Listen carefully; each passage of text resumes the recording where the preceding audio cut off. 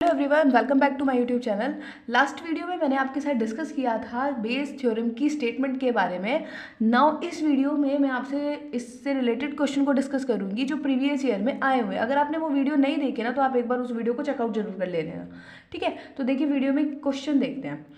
First question जो मेरे पास है ये CBSE 2011 में पूछा गया है। नाउ देखते क्या कह रहा है। ये कह रहा है कि सपोज कर लीजिए बैग 1 कंटेन कर रहा है 2 white ball and 3 black ball, and bag 2 contain कर रहा है 4 white ball and 5 black ball. 1 ball is drawn at random from one of the bag and found to be red. एक ball निकाली गई है और वो मिली है मुझे कैसी, रेड। तो मुझे प्रोबेबिलिटी निकालनी है कि वो सेकेंड बैग से निकाली गई है। अब देखो, पहले तो बैग 1 से भी निकाली जा सकती है और बैग 2 से भी निकाली जा सकती है ना। सपोज मैं इवन इवेंट मान लेती हूँ कि मैंने बैग 1 को चूज़ किया है, तो प्रोबेबिलिटी क्या हो जाएगी इवन को चूज़ करने की। देखो बैग 1 भी और बैग 2 को चूज़ करने की इक्वल प्रोबेबिलिटी होएगी। मैं किसी को प्रेशराइज नहीं कर रही, तो probability of even represent the choosing bag 1, तो this probability will be equal to 1/2. Similarly, we can say that P of E2 represent the probability of choosing या फिर event। E2 क्या रिप्रेजेंट कर रहा है, इवेंट रिप्रेजेंट कर रहा है बैग 2 को चूज करने का, तो उसकी प्रोबेबिलिटी भी कितनी हो जाएगी 1/2 हो जाएगी। नाउ उसने कहा है कि एक बॉल निकाली है eight random from one of the bag. एक बॉल आपने निकाली है, वो आपको रेड मिली है, तो ठीक है। सपोज कर लीजिए कि आप ए रिप्रेजेंट कर रहे हो, ए आपके पास इवेंट है रेड बॉल आने का, ए आपके पास इवेंट है रेड बॉल आने का। तो अगर मैं लिखूं कि भाई रेड बॉल आने की प्रोबेबिलिटी, उसने बोला कि भाई रेड बॉल आ गई है रैंडम, आप फाइंड द प्रोबेबिलिटी कि वो बैग 2 से आई है। अब देखो रेड बॉल निकाल लिया आपने, अब आपको ये बताना है कि बैग 2 से आई है, तो वो क्या होएगी आपके पास प्रोबेबिलिटी ऑफ E2/A कि रेड बॉल चूज हो गई है, लेकिन अब हमें प्रोबेबिलिटी किसको बतानी है कि वो बैग 2 से आई है, तो वो क्या रिप्रेजेंट करेगी E2/A। तो ये हमारे पास क्या बनेगा formula, probability of E2 into probability of A/E2 divided by probability of E1 into probability of A/E1 plus probability of E2 into probability of A/E2। Now मुझे यहाँ पर E2 की और E1 की वैल्यू बटे, पर इसकी नहीं पता। देखो इसकी वैल्यू हम कैसे फाइंड करेंगे, प्रोबेबिलिटी ऑफ जब हमने बैग चूज कर लिया और तब रेड बॉल आने की, मतलब भाई आपने बैग 2 को चूज कर लिया है, बैग 2 में कितनी रेड बॉल है, 5 रेड बॉल है, तो रेड बॉल आने की प्रोबेबिलिटी कितनी हो जाएगी 5, और टोटल बॉल कितनी है इस बैग में 9, तो 5/9 हो जाएगी। इन द सेम वे जब आप लिखो कि आपने बैग पहले को चूज कर लिया और उसके अंदर से रेड बॉल आने की प्रोबेबिलिटी कितनी होगी A/E1, अगर आप लिखना चाह रहे हो तो वो कितनी होएगी, टोटल बॉल कितनी है आपके पास 5 है, तो 5 तो नहीं, टोटल बॉल तो 5 हो गई, लेकिन मुझे तो उसमें से कौन सी बॉल चाहिए, रेड चाहिए, तो 3/5 हो जाएगी। ये सारी वैल्यूज़ को आप इसमें सब्सटीट्यूट कर दोगे, प्रोबेबिलिटी ऑफ E2 कितनी हो जाएगी 1/2 हो जाएगी, इंटू प्रोबेबिलिटी ऑफ A/E2 कितनी हो जाएगी, ये वैल्यू आपके पास 5/9 हो जाएगी।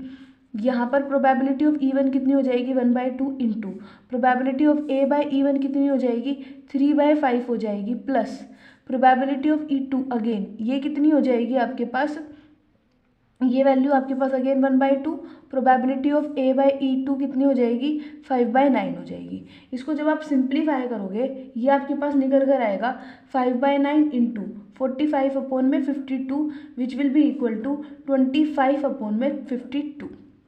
ये इसका करेक्ट आंसर हो जाएगा, ठीक है। आई थिंक समझ में आ गया होगा।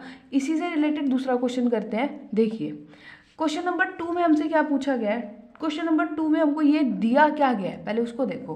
क्वेश्चन नंबर 2 में वो ये कह रहा है कि एक बैग है, वो क्या कंटेन कर रहा है, एक बैग कंटेन कर रहा है 4 ग्रीन बॉल है और 6 वाइट बॉल है।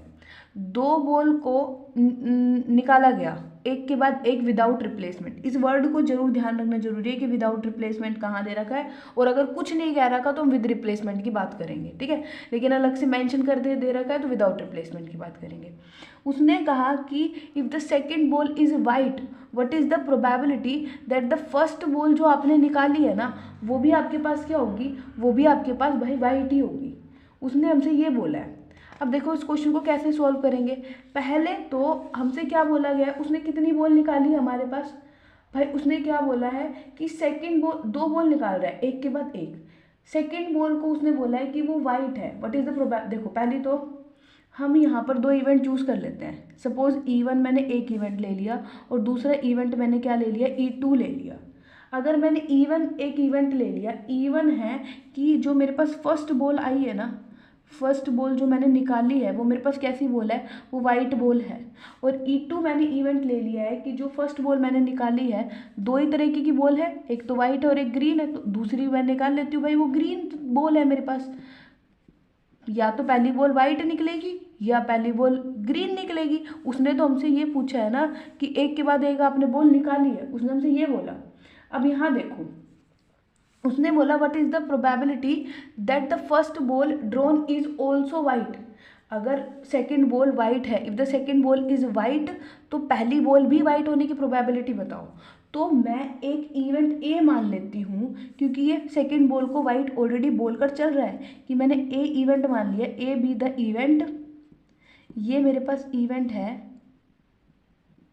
सच दैट जो सेकेंड बॉल है, सेकेंड मेरे पास बॉल है वो कैसी है, मेरे पास सेकेंड बॉल मेरे पास वाइट है। मैंने ऐसा मान लिया कि भाई मेरे पास सेकेंड बॉल क्या है, मेरे पास वाइट है। अब देखो अगर मेरे पास सेकेंड बॉल वाइट है तो सेकेंड वाइट बॉल आने की प्रोबेबिलिटी कितनी है, ठीक है। ये दोनों के केस में अलग अलग निकलेगी। मान लीजिए प्रोबेबिलिटी जब पहली बॉल वाइट ऑलरेडी निकल चुकी है, मैं A/E1 निकाल रही हूँ। A/E1 क्या बता रहा है, देखो ये वाला इवेंट हो चुका है देन A हुआ है, कि E1 इवेंट हो चुका है देन A हुआ है, मतलब पहली बॉल वाइट आपने निकाल ली है और सेकेंड बॉल आप वाइट निकाल रहे हो। ये ध्यान रखना, पहली बॉल आपने वाइट निकाल ली है, सेकेंड बॉल वाइट निकाल रहे हो। अब देखना विदाउट रिप्लेसमेंट की बात कर रहा है, टोटल बॉल कितनी थी 10, एक आप ऑलरेडी निकाल चुके हो, तो टोटल बॉल कितनी बची है 9।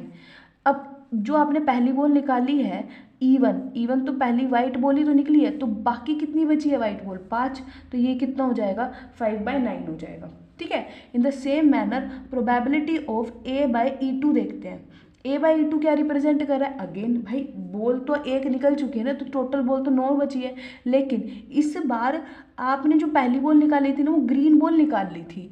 ग्रीन बॉल निकालने के बाद आपने वाइट बॉल निकाले, तो वाइट बॉल की संख्या पे तो कोई फर्क पड़ेगा ही नहीं, तो अगेन ये कितनी आएगी 6/9 आ जाएगी, ठीक है। आई थिंक ये क्लियर हो गया होगा। नाउ मुझे क्या फाइंड करना है क्वेश्चन में, वो देखिए। मुझे क्वेश्चन में ये फाइंड करना है, वो देखिए ये बोल रहा है what is the probability that the first ball drawn is also white. जो पहली बॉल आपने निकाली है ना वो भी वाइट होनी चाहिए। मतलब देखो ये ए क्या थी, दूसरी बॉल निकालने की प्रोबेबिलिटी, कौन सी बॉल, दूसरी वाइट, तो दूसरी बॉल तो वाइट हो चुकी। अब वो क्या कह रहा है कि जो पहली बॉल निकाली है वो भी वाइट होनी चाहिए, और पहली वाइट बॉल निकालने की प्रोबेबिलिटी कौन थी, E1 थी, तो मुझे क्या निकालनी है, प्रोबेबिलिटी E1/में A निकालनी है, ठीक है। ये बेस थ्योरम से हम यहाँ पे करेंगे। ये वैल्यू कितनी होएगी, probability of E1 into probability of A/में E1/में probability of E1 into probability of A/E1 plus probability of E2 into probability of A/में E2, ये वाली वैल्यू आएगी।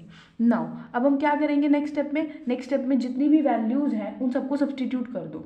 अब देखना प्रोबेबिलिटी ऑफ E1, भाई E1 क्या होएगी, प्रोबेबिलिटी ऑफ E1 रिप्रेजेंट कर रहा है फर्स्ट बॉल निकालने की प्रोबेबिलिटी, फर्स्ट वाइट बॉल निकालने की प्रोबेबिलिटी कितनी हो जाएगी 6/10, और प्रोबेबिलिटी ऑफ E2 कितनी हो जाएगी, भाई पहली ग्रीन बॉल निकालनी है तो 4/10, तो ये प्रोबेबिलिटी ऑफ E1 कितना होएगा 6/10 इंटू A/E1 कितना होएगा 5/9 डिवाइडेड बाय, यहाँ पर अगेन वैल्यू रख दीजिए 6/10 इंटू 5/9 प्लस में द वैल्यू विल 4/10 इंटू 6/9। जब आप इसे सिंप्लीफाई करोगे तो आपके पास आंसर आएगा 5/9। आई थिंक क्लियर हो गया होगा। फिर भी इन केस कोई भी डाउट है तो आप मुझे कमेंट में पूछ सकते हैं।